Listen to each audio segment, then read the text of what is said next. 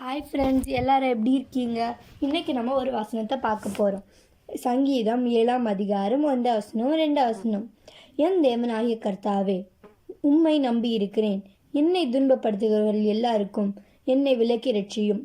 சத்துரு சிங்கம் போல் என் ஆத்துமாவை பிடித்து கொண்டு போய் விடுவிக்கிறவன் இல்லாமையால் அதை வீறாதபடிக்கு என்னை தப்புவியும்.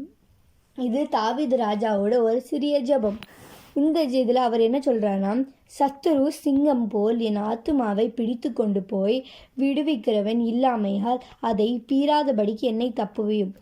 இப்போ சிங்கம் ஒரு மானை வேட்டையாடிச்சுன்னா அந்த மானுக்கு தப்பிக்கிறதுக்கு ரொம்ப கஷ்டப்பட்டாதான் முடியும். அதே மாதிரி தான் சத்துரு கையில் நம்ம மாட்டிக்கிட்டோன்னா நம்மளை தப்பிக்கிறது ரொம்ப கஷ்டம்.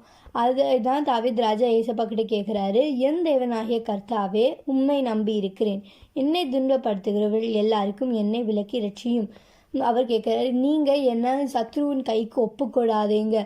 சத்ரு எப்போவுமே யாரை விழுங்கலாம் என்று வகை தேடி திரிவான். அதுக்கு என்ன ஒப்புக்கொடாதீங்க அப்படின்னு சொல்கிறாரு. அதே மாதிரி தான் நம்ம வாழ்க்கையில் சத்ரு நம்மளை எப்போ விழுங்கலான்னு எப்போவும் பார்த்துட்ருப்பான்.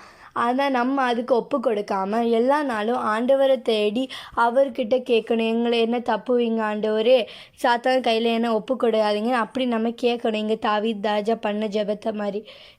Bye friends.